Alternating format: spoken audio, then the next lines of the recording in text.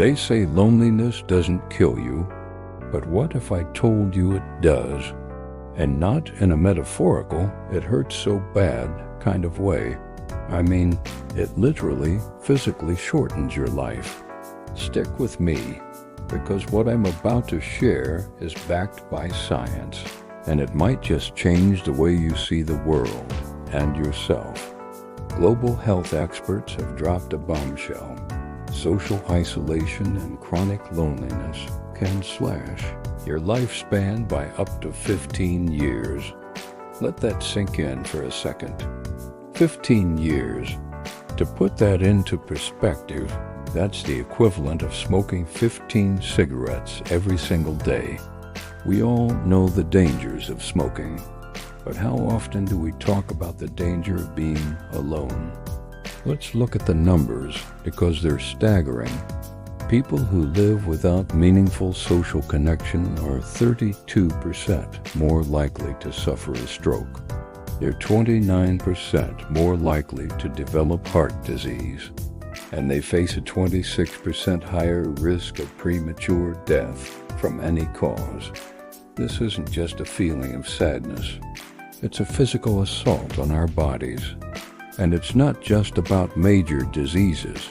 The University of California, San Francisco, conducted a study and found something truly eye-opening. People who reported feeling lonely and isolated struggled more with simple, everyday activities. Things we take for granted, like climbing a flight of stairs, taking a short walk, or even just getting out of bed in the morning, become monumental challenges. Loneliness doesn't just break your heart. It weakens your body, making daily life a constant struggle.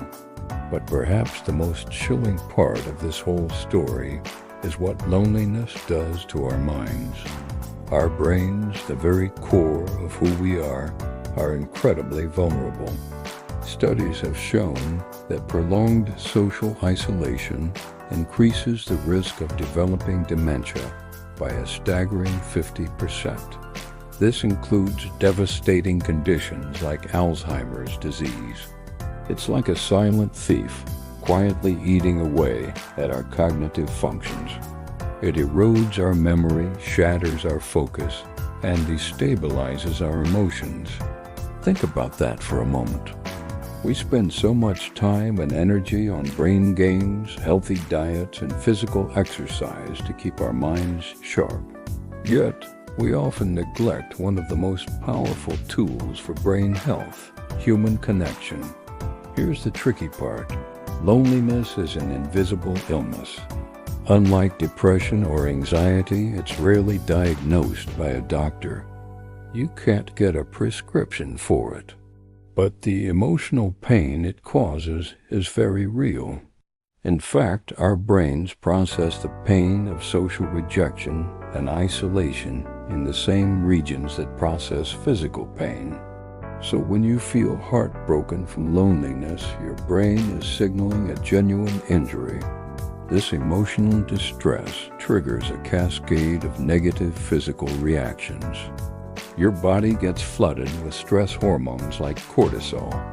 This leads to chronic inflammation, which is a root cause of countless diseases, from heart problems to autoimmune disorders.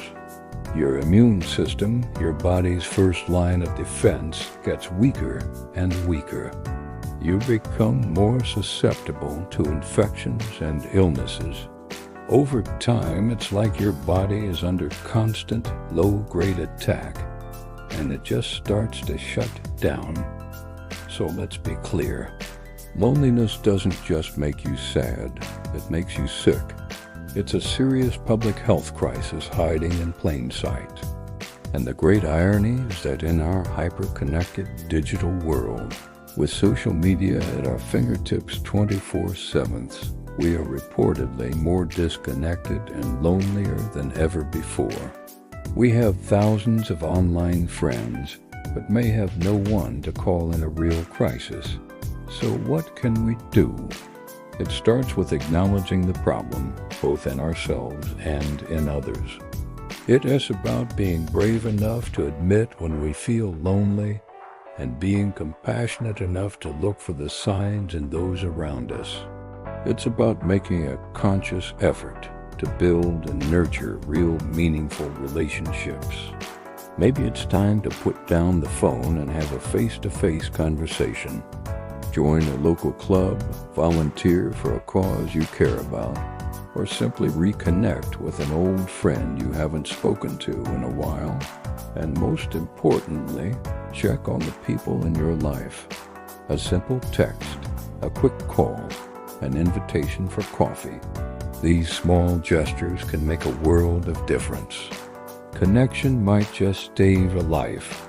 It could be a friend's, a family member's, a neighbor's, or it might even be your own. Thank you so much for watching. If this video resonated with you, please give it a thumbs up and consider subscribing for more content that matters. Let's start a conversation in the comments below. Take care of yourselves and each other.